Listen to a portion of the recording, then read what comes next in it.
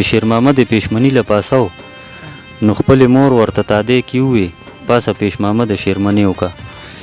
چاوې چې ښځه خو د کور چراغ وي، سوچ مې کو چې دا چراغ سلور شي نو کور کې به څومره روشنایي جوړه شي. ویل زه تا سره دوستي کول غواړم.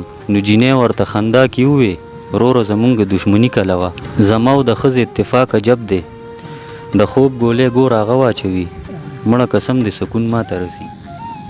السلام علیکم ګرانو کتونکو، ستاسو د بیر اور جعفر شاه درویش یم. پروګرام د ستاسو د خوښې ښکلی مازدیګر. امید لرم چې روغ جوړ او په خیریت سره به یې. ښکلي مازدیګر پروګرام کې نن بیا راغلی یم پښتونګړۍ ته. دلته کې د زیشان یمان صاحب سره په خوا کې ناست یم. راځئ چې نیغ په نیغ ورسره ملو شو. ګرانه ملګریه، یو ځل بیا درته په ښکلي مازدیګر کې ستړي مه شي او خرکلې وایم.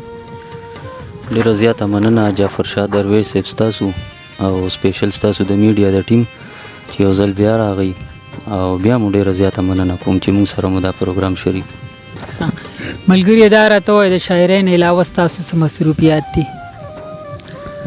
د شاعرۍ نه علاوه خو زه پینټر یم او والچاکینګ، فلیک، ساین بورډ وغیره دغه زما فن دی او ذریعه معاش دغه دی. حاجي کتونکي د ګوري څه به راسره شریک کول غواړئ؟ غزل، ټپه، چاربې ته یو څو شعرونه به ووایم چې که په لستوڼي کې څوک مار نه ساتي، که په لستوڼي کې څوک مار نه ساتي، نن سبا وخت کې د بیا یار نه ساتي.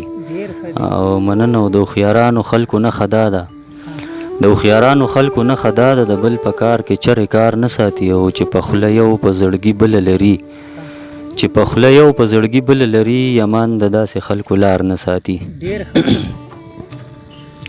مننه جی. او نور یو درې شعرونه دي چې د چا د بیروخۍ په یو نظر سورې سورې،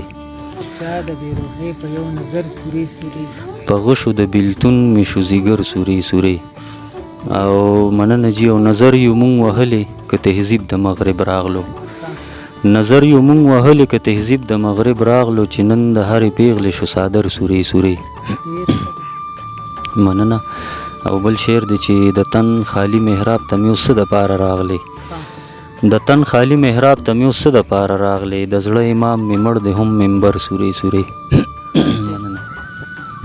ډېر ښه، ډېر ښکلی. وړاندې به راسره څه شریک کول غواړئ؟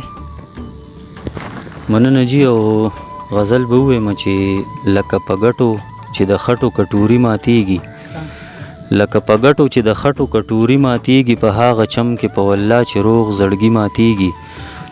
او په بې منزل او وزغنو لارو څنګه درومې، په بې منزل او وزغنو لارو څنګه درومې، په دغه لارو خو زمونږ خپو کې ازغي ماتیږي. مننه. او مخکې شعر دی چې پناه ترې غواړم که هر څو دي د پټکو خاوندان، پناه ترې غواړم که هر څو دي د پټکو خاوندان، دغه چې وایي په سجدو کې مو تندي ماتیږي.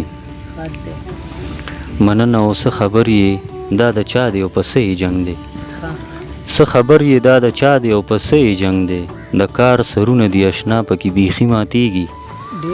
مننه. او اخري شعر دی چې څومره بې حسه دي بې وسه او ګونګي پاتې دي، څومره بې حسه دي بې وسه او ګونګي پاتې دي، په دې ښار کې چې به کله خاموشي ماتیږي. یو جهان. مننه.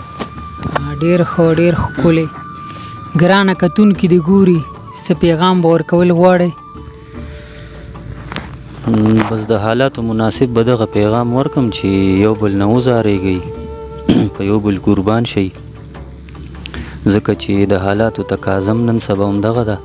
مونږ مینه وکړو، نفرتونه پرېږدو، حسد، بغض، کینه دغې نه ځان وساتو، او انشاءالله د الله په لار کې وختونه ولګو.